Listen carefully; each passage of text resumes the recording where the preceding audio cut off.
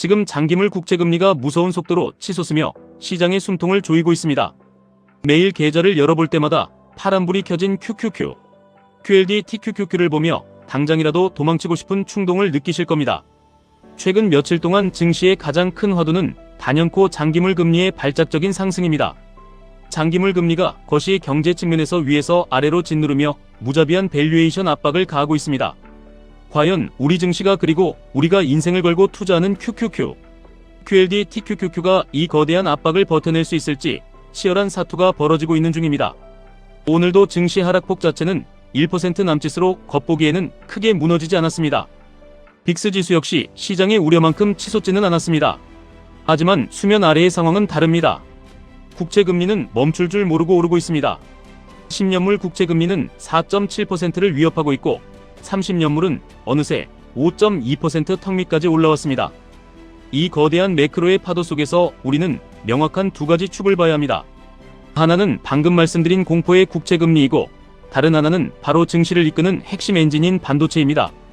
미시적인 관점 즉 기업들의 바텀업 차원에서 보자면 반도체 주가는 여기서 멈추지 않고 더 위를 향해 달려가야 맞습니다. 월가의 그 누구도 반도체의 거대한 성장을 함부로 부정하지 못합니다. 오늘 쏟아진 월가의 리포트들만 보아도 그들의 확신을 읽을 수 있습니다. 시티그룹은 샌디스크의 목표가를 2025달러로 상향 조정했고 마이크론 역시 800달러로 눈높이를 높였습니다. 어제 멜리우스 리서치에서 나온 보고서는 더욱 파격적입니다.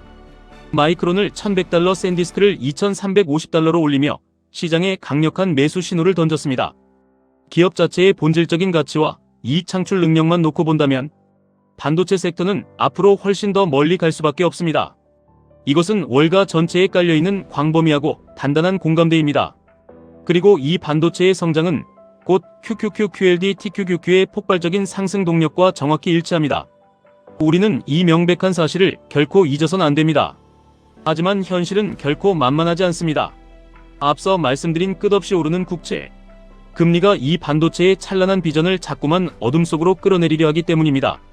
애널리스트들이 반도체 목표가를 아무리 높여 잡아도 증시 전체를 조망하는 매크로, 전문가들은 완전히 다른 경고음을 내고 있습니다. 찰스 슈왑의 최신 리포트를 보면 현재 S&P 500 지수와 미국 10년물 국채금리의 관계가 무려 25년 동안 보지 못했던 매우 드물고 위험한 신호를 보내고 있습니다. S&P 500과 10년물 국채금리의 30일 이동 상관계수가 마이너스 0.68까지 추락했습니다. 이는 닷컴 버블의 관기가 정점에 달했던 1999년 9월 이후 가장 낮은 수치입니다. 왜 이렇게 강력한 역의 상관관계가 나타나는 것인지 깊이 생각해 보셔야 합니다. 최근 며칠 동안 증시와 장기금리가 완벽하게 반대 방향으로 움직였고 그 힘이 너무나도 거셌기 때문입니다. 원래 금리가 오른다고 해서 무조건 주식시장의 악재인 것은 아닙니다. 경제가 탄탄하고 경기가 좋아져서 금리가 오르는 상황이라면 주식과 금리는 얼마든지 함께 우상향할 수 있습니다. 하지만 지금처럼 금리가 오를 때 주식이 발작적으로 폭락하는 현상이 짙어진다는 것은 시장이 지금의 금리 상승을 성장에 대한 기대감이 아니라 인플레이션 고착화에 대한 끔찍한 공포로 받아들이고 있다는 증거입니다. 이것이 왜 우리가 투자하는 QQQ, QLD, TQQQ의 치명적인 위협이 되는지 명확히 아셔야 합니다. 최근 증시의 역사적인 랠리를 이끌었던 주역들은 바로 먼 미래의 막대한 이익을 기대하고 달리는 장기 성장주들이기 때문입니다. 이 성장주들은 미래에 벌어들일 돈을 현재 가치로 끌어와서 평가를 받습니다. 그런데 그 가치를 할인하는 잣대인 장기 금리가 치솟아버리면 지금 당장의 밸류에이션 부담은 기하급수적으로 커질 수밖에 없습니다. 미래의 수익이 지금의 고금리 장벽에 부딪혀 산산조각 나는 것입니다. 1999년 이후 가장 강력한 역상관관계가 출현했다는 사실은 매크로 환경이 기술주 중심의 나스닥에 얼마나 가혹한 잣대를 들이대고 있는지를 증명합니다. 여기에 매크로의 대가들도 일제히 경고의 목소리를 높이고 있습니다. 시타들의 럼너가 내놓은 분석을 보면 상황의 심각성이 더욱 뚜렷해집니다. 장기물 금리의 끝없는 상승과 덩달아 뛰어오르는 실질 금리는 마침내 주식시장의 숨통을 위협하는 가장 강력한 경쟁자로 부활했습니다. 30년 만기 국채금리가 5.15%라는 것은 2007년 금융위기 직전 이후 가장 높은 수준입니다. 물가 연동 국채인 팁스의 실질 금리마저 투자자들을 유혹할 만큼 매력적으로 변하고 있습니다. 이런 상황에서 증시는 오랫동안 잊고 지냈던 가장 무서운 적을 다시 마주하게 된 셈입니다. 상식적으로 생각해 보시기 바랍니다. 30년 동안 미국 정부가 절대로 망하지 않는다는 전제하에 매년 5%가 넘는 확정 이자를 따박따박 꽂아주겠다고 유혹하고 있습니다. 변동성의 공포를 견디며 주식시장에 머물지 않아도 편안하고 안전하게 막대한 이자를 챙길 수 있는 길이 열린 것입니다. 설상가상으로 현재 시장을 떠받치고 있는 기둥마저 너무나 얇습니다. 럼너의 지적에 따르면 S&P 500 종목 중에서 지수 평균보다 높은 수익률을 기록한 종목은 단 27%에 불과합니다. 극소수의 거인들이 지수를 멱살 잡고 끌어올렸을 뿐 시장 전반의 체력은 바닥을 드러내고 있습니다. 좁은 랠리가 펼쳐지는 상황에서 시장 전체가 골고루 온기를 나누는 건강한 장세로 넘어가기 위해서는 필연적으로 지수 자체가 한번 크게 주저앉으며 거품을 빼는 고통스러운 과정이 동반될 가능성이 높습니다. 소수의 종목에 집중된 자금이 빠져나가며 지수를 짓누를 때 QLD, TQQQ가 겪어야 할 변동성은 상상을 초월할 수 있습니다. 이처럼 사방이 꽉 막힌 답답한 상황에서 시장은 미국의 경제 수장들에게 구원의 손길을 뻗고 있지만 돌아오는 것은 차가운 절망뿐입니다. 옐런 재무장관은 과거 10년물 금리의 안정을 누구보다 중요하게 생각했던 인물입니다. 시장은 지금쯤 옐런의 입에서 채권 시장의 발작을 진정시켜줄 따뜻한 위로의 멘트가 나오기를 간절히 바라고 있습니다. 하지만 침묵만이 흐르고 있습니다. 도무지 시장을 달래려는 의지가 보이지 않습니다.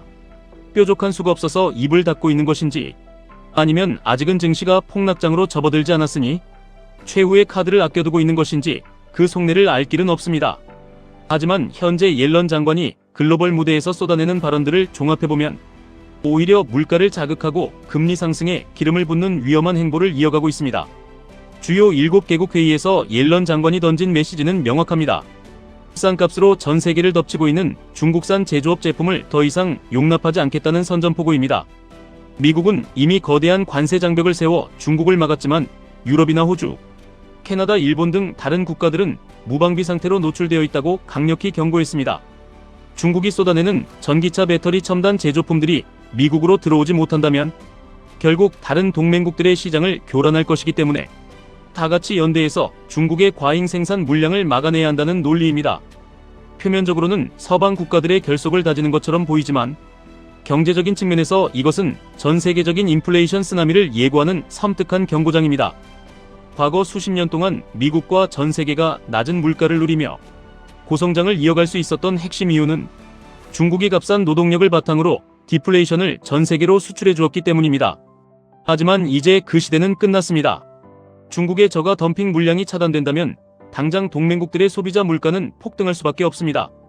게다가 글로벌 공급망이 재편되는 과정에서 필연적으로 발생하는 비용 증가는 고스란히 미국의 물가 상승으로 전이됩니다. 태양광, 배터리, 철강 같은 핵심 부품들을 중국이 아닌 다른 곳에서 조달하려고 앞다투어 경쟁하다 보면 원자재와 부품 가격은 천정부지로 치솟게 됩니다.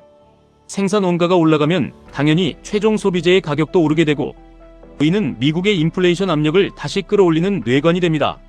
시장은 금리가 내려가기를 기도하고 있는데 경제 수장은 오히려 물가를 끌어올리는 정책을 전 세계에 강요하고 있는 모순적인 상황입니다. 이런 구조적인 인플레이션 압력 앞에서 장기 금리가 쉽게 꺾일 것이라 기대하는 것은 어리석은 착각입니다. 정치적인 변수 역시 우리를 혼란스럽게 만듭니다. 트럼프 전 대통령의 입장 변화를 예의주시해야 합니다. 과거 파월 의장을 향해 원색적인 비난을 쏟아내며 금리 인하를 강하게 압박했던 트럼프가 최근에는 워시 차기 의장 후보를 향해 매우 유능한 사람이라며 칭찬을 아끼지 않고 있습니다. 시장은 금리 인상 가능성마저 열어두고 공포에 질려 있는데 트럼프는 오히려 워시를 전적으로 신뢰하며 알아서 하라는 식의 여유를 부리고 있습니다. 워시가 알아서 금리를 잘 내려줄 것이라는 확신이 있어서인지 아니면 매크로 환경을 바라보는 트럼프의 시각 자체가 완전히 뒤바뀐 것인지 지금 당장은 확언할 수 없습니다. 이 모든 불확실성이 겹겹이 쌓이면서 주식시장의 앞날을 더욱 짙은 안개 속으로 몰아넣고 있습니다. 이런 참혹하고 숨막히는 것이 경제의 장벽 앞에서 과연 우리는 어떤 선택을 해야 할지 스스로에게 물어보아야 합니다. 국채금리가 5%를 넘보고 시타델과 같은 거물들이 주식시장의 붕괴를 경고하며 옐런 재무장관마저 인플레이션을 자극하는 이 절망적인 시기에 내가 가진 QLD, TQQQ를 당장 헐값에 던져버리고 도망치는 것이 정답인지 냉정하게 판단하셔야 합니다. 매크로 지표가 흔들릴 때마다 타이밍을 재며 시장을 빠져나왔다가 바닥에서 다시 잡겠다는 얄팍한 생각은 여러분의 계좌를 서서히 녹여버리는 가장 확실한 지름길입니다.